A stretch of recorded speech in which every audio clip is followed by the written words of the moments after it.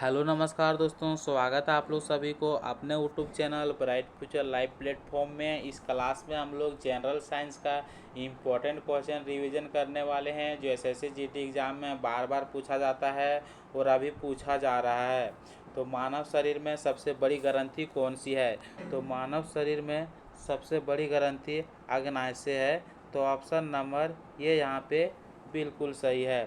अगला क्वेश्चन पूछा जा सकता है कि मानव शरीर में सबसे बड़ी हड्डी कौन सी है? तो मानव शरीर की सबसे बड़ी हड्डी जो से होती है सो फीमर होती है, जो कि जांघ में पाई जाती है। अगला क्वेश्चन पूछ सकता है कि मानव शरीर की सबसे छोटी हड्डी कौन सी होती है? तो मानव शरीर की सबसे छोटी हड्डी जो होता है सो स्टेपिज होता है, जो कि कान की हड्डी होती है। अगला क्वेश्चन है, पृथ्वी पर ग्रीन हाउस प्रभाव के लिए कौन सी गैस जिम्मेवार है? तो पृथ्वी पर ग्रीन हाउस गैस के प्रभाव के लिए जो जिम्मेवार है सो कार्बन डाइऑक्साइड गैस जिम्मेवार है। और मीथेन जो से कहाँ पाई जाती है? तो मीथेन धान की खेत में पाई जाती है और खदान में पाई जाती है। ऑप्शन नंबर डी जो है यानी 4 जो है, ओजन जो से क्या करती है? तो पराबैंगनी किरण को ओजन परत में आने से रोकता है और यह ओजन परत में पाई जाती है। नाइट्रस ऑक्साइड का दूसरा दूसरा और किस नाम से जाना जाता है? तो इसे लाफिंग गैस के नाम से जाना जाता है। अगला क्वेश्चन है, कोशिका का पावर हाउस किसे कहते हैं? तो कोशिका का पावर हाउस माइटोकॉन्ड्रिया को कहा जाता है। अगला क्वेश्चन पूछ सकता है कि प्रोटीन के फैक्ट्री किसे कहते हैं? तो प्रोटीन के फैक्ट्री जो कहते हैं सो राइबोसोम को कहते हैं। अगला क्वेश्चन पूछ सकता है कि कोशिका की खोज किसने की थी? तो कोशिका की खोज जो की है सो रॉबर्ट हुक ने की है। किसने की है? रॉबर्ट हुक ने की है। अगला क्वेश्चन है, जल का रासायनिक सूत्र क्या है? तो जल का रासायनिक सूत्र H2O है, कार्बन डाइऑक्साइड का CO2 है और ऑक्सीजन का O2 है, लेकिन मीथेन का पूछेगा तो CH4 है। तो केमिकल नाम से भी क्वेश्चन पूछा जा रहा है, जैसे कि पूछ सकता है कि भारी जल का क्या रासायनिक सूत्र क्या है? तो D2O है, डिटोरियम ऑक्साइड है। पूछेगा नमक का रासायनिक सूत्र क्या है? तो सोडियम क्लोराइड है। तो इस प्रकार का केमिकल नाम भी अच्छी प्रकार से रिवीजन करना है, कवर करना है, ताकि आंसर देने में प्रॉब्लम ना हो सके। अगला क्वेश्चन पूछ सकता है, वह कौन सी प्रक्रिया है जिसके द्वारा पौधे सूर्य के प्रकाश का उपयोग करके अपना भोजन बनाते हैं? तो यह क्वेश्चन जो से बार बार रिपीट होता है कि किस प्रक्रिया के द्वारा पौधे जो से सूर्य के प्रकाश का उपयोग करके अपना भोजन बनाता है? तो फोटोसिंथेसिस के माध्यम से बनाता है, जिसे हम लोग प्रकाश संश्लेषण कहते हैं। अगला क्वेश्चन है, मानव शरीर की सबसे छोटी हड्डी कौन सी है? तो मानव शरीर की सबसे छोटी हड्डी जो होती है स्टेपिस हड्डी है, जो कि कान में पाई जाती है। अगला क्वेश्चन है, सूर्य के प्रकाश के संपर्क में आने पर मानव शरीर द्वारा किस विटामिन का संश्लेषण होता है? तो मानव शरीर के विटामिन जो डी संश्लेषण करती है सूर्य के प्रकाश में। अगला क्वेश्चन पूछ सकता है कि विटामिन ए का रासायनिक नाम क्या है, केमिकल नाम क्या है? तो रेटिनॉल है। और विटामिन ए की कमी से रतौंधी रोग होती है। कौन सी रोग होती है? रतौंधी रोग होती है। विटामिन सी की कमी से कौन सी रोग होती है? तो विटामिन सी की कमी से स्कर्वी रोग होती है। विटामिन डी की कमी से कौन सी रोग होती है? तो रक्त का यानी कि रक्त का थक्का नहीं जमने लगता है। और विटामिन डी के कमी से कौन सी रोग होती है? तो विटामिन डी की कमी से रिकेटस रोग हो जाती है। तो विटामिन के किसके लिए सहायक है? रक्त को थक्का जमाने में सहायक है। अगला क्वेश्चन है, पेनिसिलिन की खोज किसने की है? तो अलेक्जेंडर फ्लेमिंग ने पेनिसिलिन की खोज की है। लुई पास्चर जिसे क्या किया है? पास्चुराइजेशन की खोज किया है। अगला क्वेश्चन है, जल वाष्प को तरल जल में बदलने की प्रक्रिया क्या कहलाती है? यानी कि वाटर वेपर को कन्वर्ट करती है लिक्विड वाटर में, तो उसे क्या कहलाते हैं? उसे क्या कहते हैं? तो इवोपोरेशन कहते हैं, यानी कि वाष्पीकरण कहते हैं, जब वाटर वेपर को डायरेक्ट बदलती है लिक्विड वाटर में। अगला क्वेश्चन है, आवर्त सारणी से क्वेश्चन पूछा जाता है। तो आवर्त सारणी का और आवर्त नियम का जो पहले दिया था वो वैज्ञानिक का नाम क्या है? तो दिमित्री मेंडलीफ है। अगला क्वेश्चन है, सड़े हुए अंडे की विशिष्ट गंध किसके लिए जिम्मेवार होती है? तो सड़े हुए अंडे की विशिष्ट गंध के लिए जिम्मेवार गैस जो होती है सो हाइड्रोजन सल्फाइड होती है, जिससे पता चलती है कि अंडा सड़ गया है। अगला क्वेश्चन है, कौन सी धातु विद्युत की सबसे अच्छी चालक है? तो चांदी जो होती है, सिल्वर जो होती है, एक गुड कंडक्टर होती है किसका? इलेक्ट्रिसिटी का। लेकिन बैड कंडक्टर पूछे तो पारा हो गया। और तांबा जो होती है सो सेकेंड नंबर पर गुड कंडक्टर होती है। अगला क्वेश्चन है, आवृत्ति मापने की एसआई इकाई जो होती क्या होती है? तो आवृत्ति मापने के लिए हम लोग हर्ट्ज का प्रयोग करते हैं। तो ऑप्शन नंबर 20 का बिल्कुल सही है। तो क्वेश्चन जो से एसआई यूनिट से पूछा जाता है और हर शिफ्ट में पूछा जाता है और बार बार क्वेश्चन रिपीट होता है इस टॉपिक से, तो इस टॉपिक को भी अच्छी तरह से कवर करना है। अगला क्वेश्चन है, अम्लीय वर्षा के निर्माण के लिए कौन सी गैस उत्तरदायी है? तो अम्लीय वर्षा की निर्माण के लिए सल्फर डाइऑक्साइड गैस उत्तरदायी है। तो ऑप्शन नंबर डी यहाँ पे बिल्कुल सही है।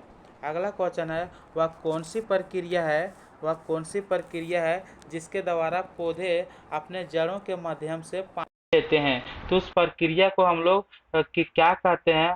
प्रासरण कहते हैं, यानी कि ऑस्मोसिस कहते हैं। वह प्रक्रिया को हम लोग ऑस्मोसिस कहते हैं, जिसके द्वारा क्या करता है? पौधे अपने जड़ को माध्यम से पानी लेता है। अगला क्वेश्चन क्या है? अगला क्वेश्चन है, सुमेलित कीजिए यानी कि मिलान कीजिए। तो विटामिन के जो होती है सो किस में पाई जाती है? तो सबसे पहले हम लोग देखते हैं कि विटामिन सी जो होती है सो ये नींबू में पाई जाती है। तो विटामिन डी जो होती है किस में पाई जाती है? नींबू पाई जाती है। और विटामिन डी का ऑप्शन किसके साथ है? 2 नंबर के साथ है। तो विटामिन तो 1 नंबर मिल रहा है 1 नंबर का, और एक मिल रहा है 4 नंबर का। अब हम लोग देखते हैं कि विटामिन सी जो है नींबू में पाई जाती है, तो यहाँ तो मिल गया है। तो एलिमेंट करते हैं, ऑप्शन एलिमेंट करते हैं। अब और क्या करता है कि विटामिन डी जो है किस में पाई जाती है? तो विटामिन डी जो है सो कॉड अकृत तेल में पाई जाती है। तेल में पाई जाती है, कॉड अकृत तेल में पाई जाती है। तो बी नंबर का ऑप्शन किसके साथ जा रहा है? 3 नंबर के साथ जा रहा है। बी नंबर का ऑप्शन जो से किसके साथ जा रहा है? 3 नंबर के साथ जा रहा है। तो इसमें 3 है, 1 नंबर में नहीं है। ऑप्शन नंबर 4 में 3 है, तो इसको हम लोग डी मान लेते हैं ऑप्शन। तो बिल्कुल ऑप्शन नंबर डी सही है। ऑप्शन नंबर डी इसका सही है। आप लोग भी मिला सकते हैं। अगला क्वेश्चन है, यूबोला शब्द से आप क्या समझते हैं? तो यूबोला शब्द से हम लोग समझते हैं कि यूबोला जो है सो पश्चिमी अफ्रीका में एक विषाणु रोग प्रकोप है। तो ऑप्शन नंबर ए यहाँ पे बिल्कुल सही है। अगला क्वेश्चन है, शाकाहारी अधिकतम प्रोटीन पाते हैं? तो शाकाहारी अधिकतम प्रोटीन जो होती है सो पल्सेस से यानी कि दालों से प्राप्त करती है। मानव शरीर में विटामिन ए भंडारित होता है। तो मानव शरीर में विटामिन ए यकृत में भंडारित होता है। शहद में मुख्यतः होते हैं। तो शहद जो होता है सो मधुमक्खी के छत्त से प्राप्त होती है। तो शहद में क्या होती है? ऊर्जा मिलती है तुरंत उससे। तो कार्बोहाइड्रेट पाया जाता है। क्वेश्चन पूछा जाएगा केला में एनर्जी मिलता है? तो केला में भी कार्बोहाइड्रेट होता है और गुड़ में भी कार्बोहाइड्रेट होता है। अगला क्वेश्चन है, भोजन का एक प्रमुख अंग है। तो भोजन का जो एक प्रमुख अंग जो है सो ऊर्जा है।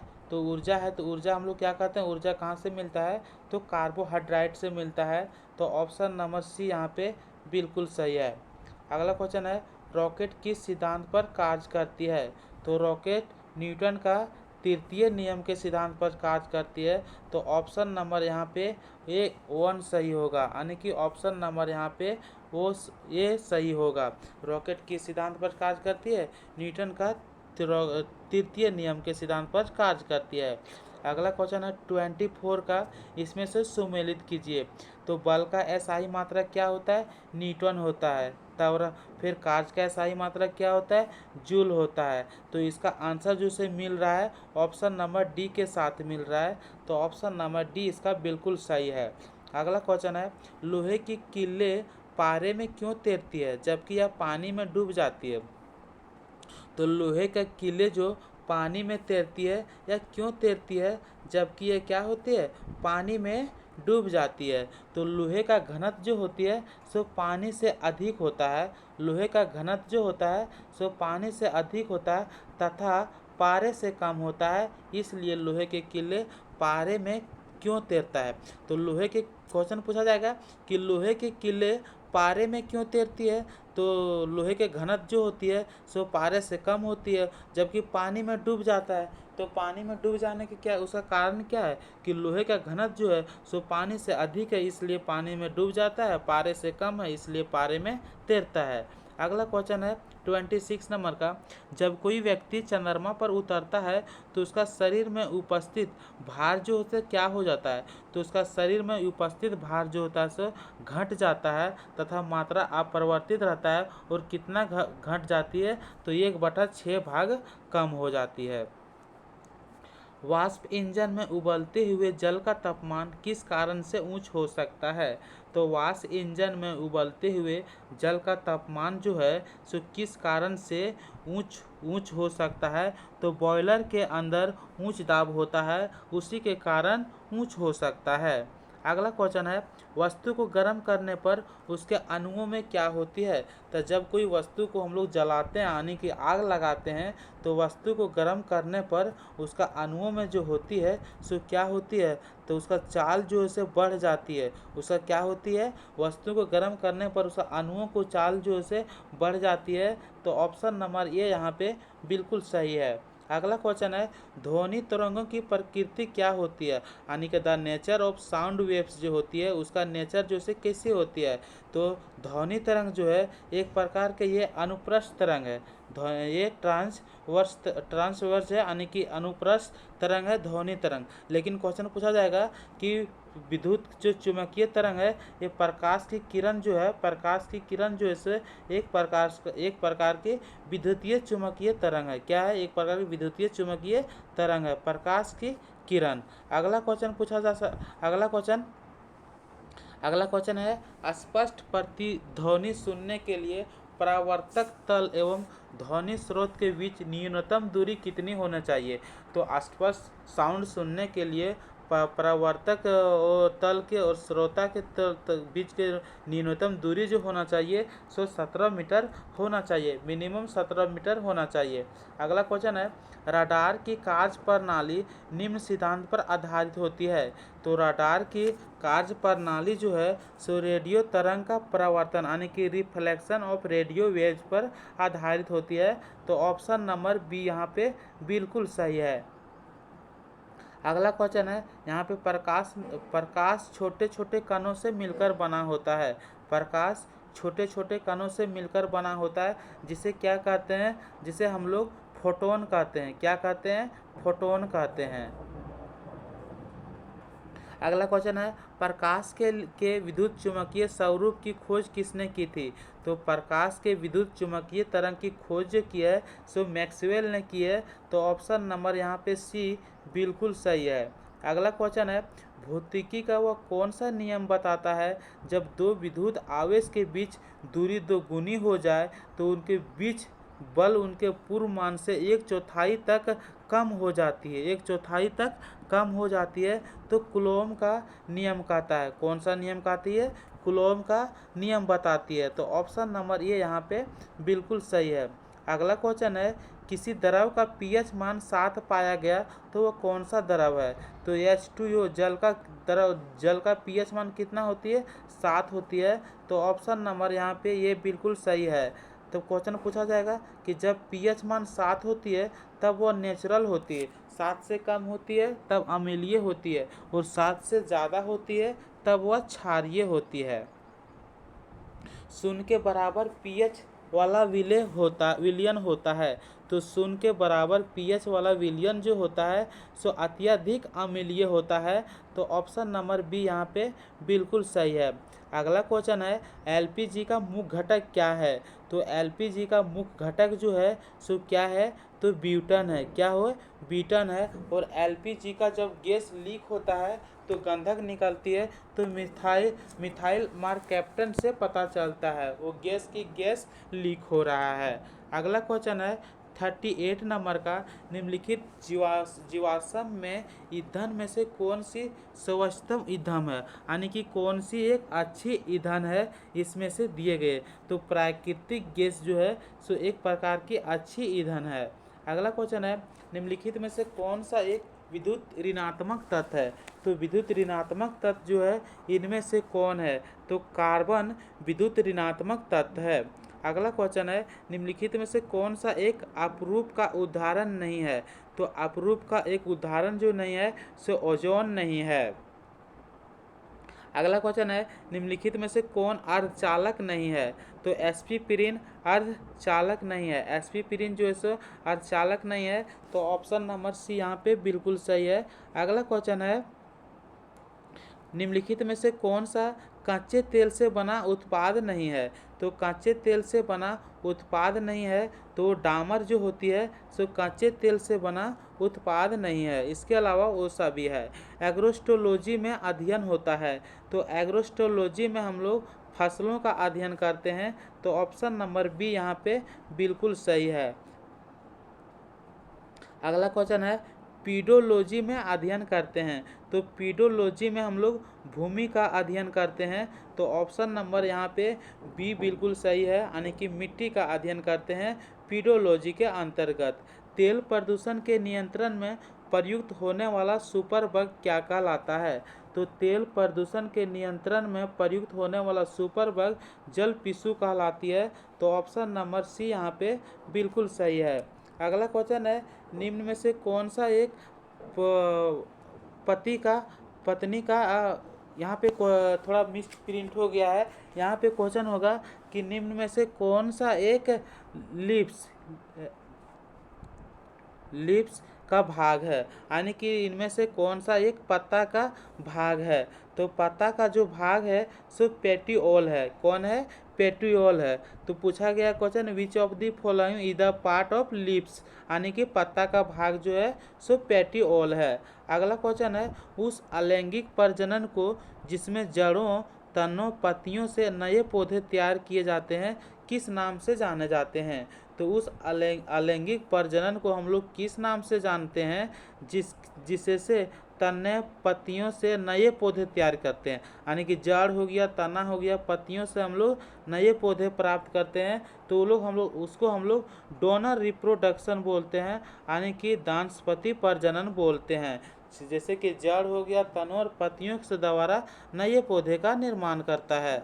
अगला क्वेश्चन है, गाजर का रंग किसकी मौजूदगी के कारण ऐसा होता है? तो गाजर का रंग जो से क्या होती है? लाल होती है। और किसके कारण से होती है?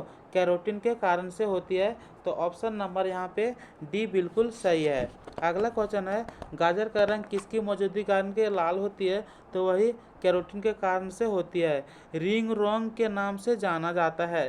तो रिंग रोंग नाम से किसे जाना जाता है? तो सेथिल रोग को रिंग रोंग नाम से जाना जाता है। अगला क्वेश्चन है, करनाल वंट एक बीमारी है। तो किसकी बीमारी है? तो करनाल वंट गेहूं की बीमारी है। अगला क्वेश्चन है, प्रथम विश्व पर्यावरण दिवस किस वर्ष मनाया जाता है? तो प्रथम विश्व पर्यावरण दिवस जो होती है सो हर वर्ष 5 जून को मनाई जाती है। और पहले कब मनाई गई थी? तो यहाँ पे 1947 नहीं होगा, 1974 होगा। पहले जो से 1974 में मनाई गई थी। तो गाइज हम लोग इस क्लास को कंप्लीट किए और आप लोग भी इस क्लास को एक बार ज़रूर देखें। अब हम लोग मिलते हैं नेक्स्ट क्लास में।